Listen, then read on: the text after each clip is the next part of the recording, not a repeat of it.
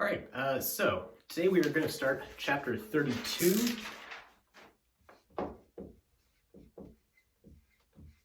which is going to introduce the magnetic field. So chapter 32 touches on a lot of different pieces, so we're going to take a little bit of time to go through it. This will definitely be a few lecture periods kind of chapter.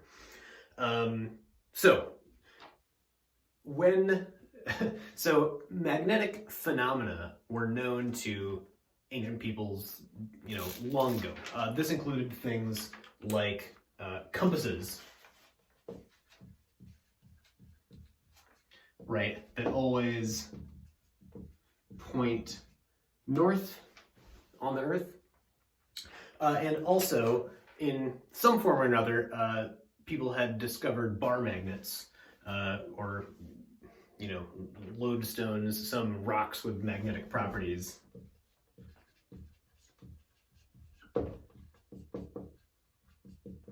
And they could retract or repel each other depending on how they are oriented relative to each other. So these are also maybe the common magnetic phenomena that we run into in our everyday lives as well. But the physics behind these phenomena weren't really explored, I guess, until one important discovery was made. So that was made by Hans Christian Ørsted, a physicist, and his discovery actually came during a lecture. He was doing a demonstration in the year 1820 on electric current traveling through a wire from a voltage source, like what we've been learning about in chapter 31. And he discovered that when he did that, a compass, which he had nearby on his, lecture demo table, moved or, twitched or something when the current was traveling through the wire.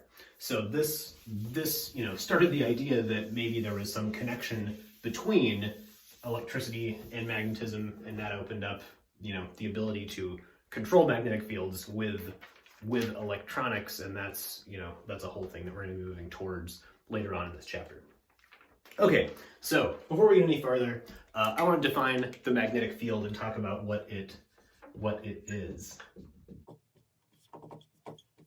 Okay, so like our electric field, it exists at all points in space. So if we, find some coordinates in space, we can shortly calculate what the magnetic field is at that point. It is a vector field, also like the electric field.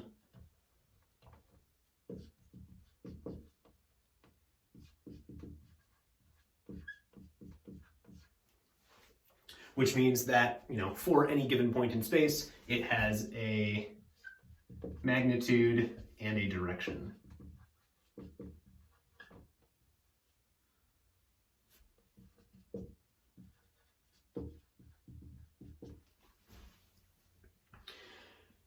For its variable, we use a letter B for historical reasons that we don't need to worry about. And since it is a vector field, we draw the arrow over the top of it to indicate that it's a vector. The units of magnetic field are Tesla, named after Nikola Tesla, the scientist inventor, and abbreviated capital T. So we'll go through some magnetic field strengths in a little bit, but suffice to say for now, 1 Tesla is a pretty strong field, stronger than what you'd typically run into on a refrigerator or something like that.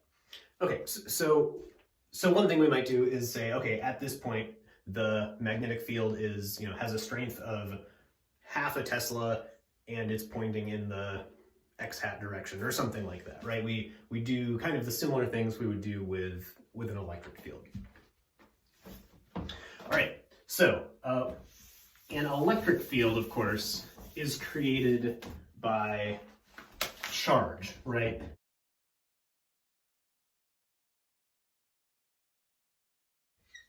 And that charge doesn't have to be doing anything special, right? It can just be sitting there and it is creating an electric field, right?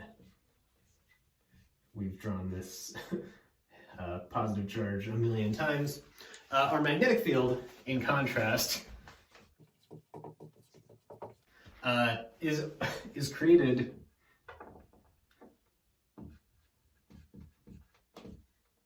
by charge also, but in particular, it is created by moving charge. So this can be in the form of electric currents. That is the same electric current I that we talked about when we were learning about circuits. Or, this can also be a moving point charge. With some velocity v. And it is also created by what we call permanent magnets.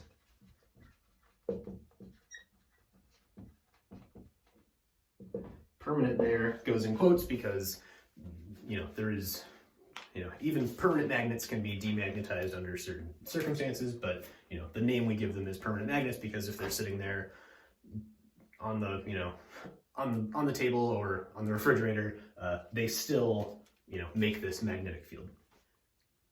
So all the things on our list here, that is permanent magnets, electric currents, and point charges, all of these things feel a force, all these things create magnetic fields. They also feel a force from magnetic fields.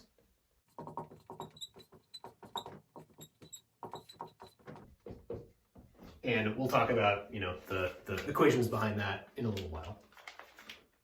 All right, lastly, there's one more important thing we should say about our magnetic fields.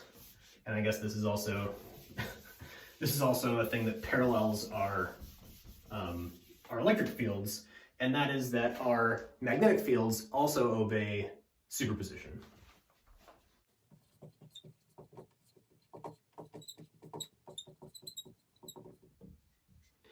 That is, if we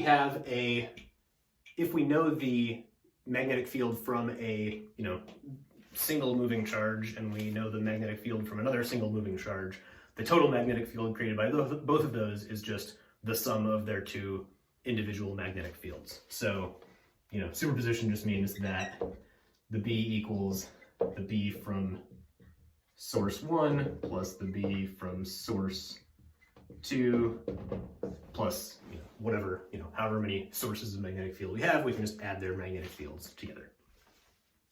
All right, cool. So going back to our kind of magnetic phenomena, we see that a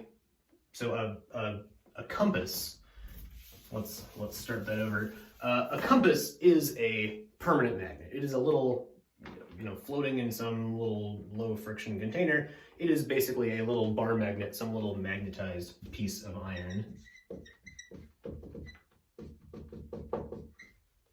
And what this means, of course, is that our compass, if it's a little permanent magnet, it's generating its own magnetic field. But as we saw on the thing I just erased over here, it also feels a force from other magnetic fields. So what does this tell us about how a compass functions? Well, Earth has its own magnetic field. I'm going to say it feels force, although really this takes the form of a torque in the case of our little turning compass. And so this feels a force from the B field of Earth. So Earth itself is, we can think of essentially as a big permanent magnet, a object that generates its own magnetic field, and in doing so exerts a force on other other magnetic objects. All right, we will talk more about what the magnetic field of Earth looks like, as well as the magnetic field of permanent magnets and kind of the geometry and a little bit of the why of those later on in lab. I think we're going to cover that. So we're not going to worry about that right now. All right, so lastly for this section, I want to talk about some magnetic field strengths.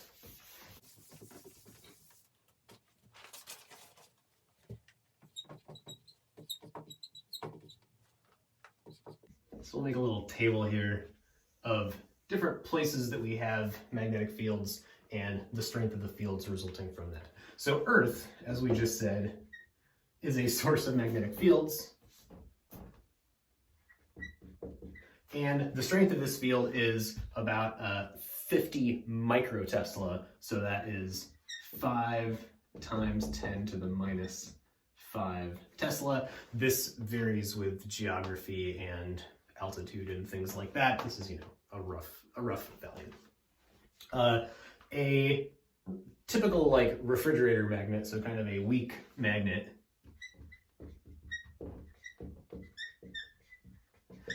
might generate a magnetic field of around 0.01 to maybe 0.1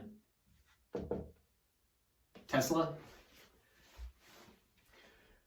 And stronger magnets, so we'll call those, I'm going to call those fancy rare earth magnets. So these are magnets that are chemically more complicated to make and really only got cheap and super common within the last 15 years or so, maybe 20 years. So these can have significantly stronger fields. So at the surface of these, you can have about 1 Tesla. And I should say both of these are at the surface. As we move further from those, the magnetic field weakens significantly. All right, we can also have a magnetic field generated by a current, and one way this is often done is with big superconducting coils. So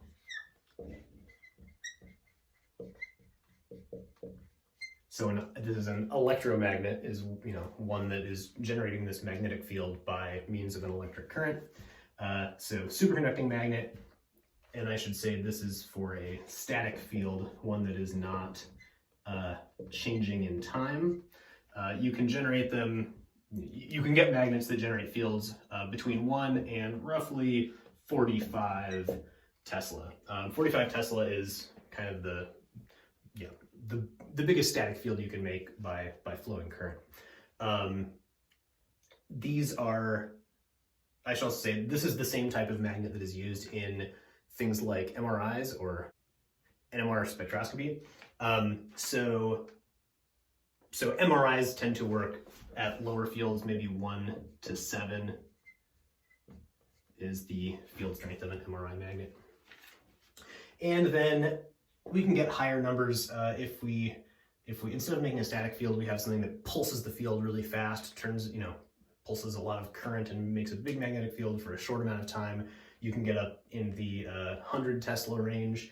If you actually don't mind blowing up your magnet, you can destructively, like literally with explosives, compress your magnetic coil making that, or your current coil making that field, and get it into a smaller volume and increase your field. That way you can go to like 1,000 Tesla.